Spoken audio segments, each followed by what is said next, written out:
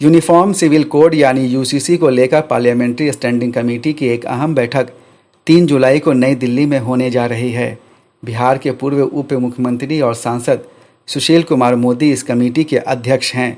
उन्होंने पटना में कहा कि बैठक के दौरान 11वें लॉ कमीशन की रिपोर्ट पर चर्चा की जाएगी। कमेटी में 31 सांसद शामिल हैं।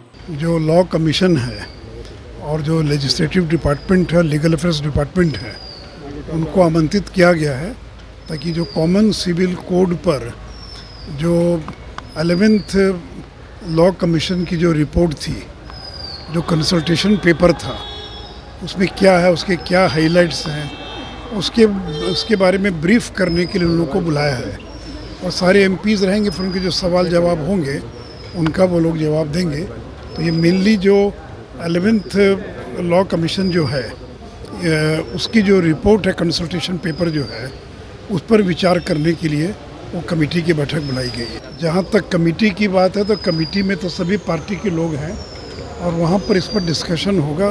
3 जुलाई को आवश्यकता होगी तो बाद में भी मीटिंग होगी। बाकी इस कमेटी की बैठक का अलग अलग दलों के से कोई संबंध नहीं। ये कमेटी पूरी तरह से न्यूट्रल होती है, सभी पार्टी के लोग रहते हैं और वो लोग फिर अपनी अपनी बात बोलेंगे। जिसका जो मत होगा, कौन क्या बोलेगा, ये तो उस कमेटी की बैठक में मालूम पड़ेगा।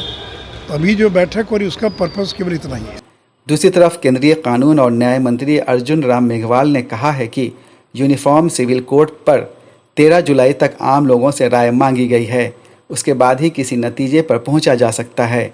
27 जून को पीएम नरेंद्र मोदी ने देश भर में यूनिफॉर्म सिविल कोड को लागू करने की वकालत की थी।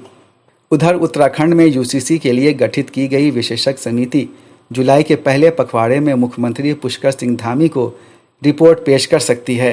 15 जुलाई को केंद्रीय गृह मंत्री अमित शाह उत्तराखंड के दौरे पर रहेंगे। 13 महीने के कार्यकाल के दौरान विशेषज्ञ समिति की 52 बैठकें हुई हैं और समिति को 2.5 लाख से ज़्यादा सुझाव मिल चुके हैं। यूसीसी पर 12वें लॉ कमीशन को सुझाव देने के लिए all India Muslim personal law board की अगुवाई में विभिन्न धार्मिक संगठन बिना किसी शोर शराबा के सक्रिय हैं। हालांकि इन संगठनों का मानना है कि मोदी सरकार सिर्फ वोट को पोलराइज करने के लिए यूसीसी का ड्रामा कर रही है, वरना भारत जैसे अनेकता में एकता वाले देश में एक नागरिक कानून लागू करना आसान नहीं है।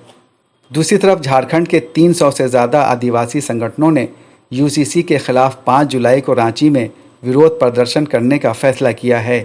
उस दिन वे राज्यपाल को मेमोरेंडम भी पेश करेंगे। इन आदिवासी संगठनों का मानना है कि यूसीसी लागू होने से उनके कई नागरिक कानून और अधिकार खत्म कर दिए जाएंगे।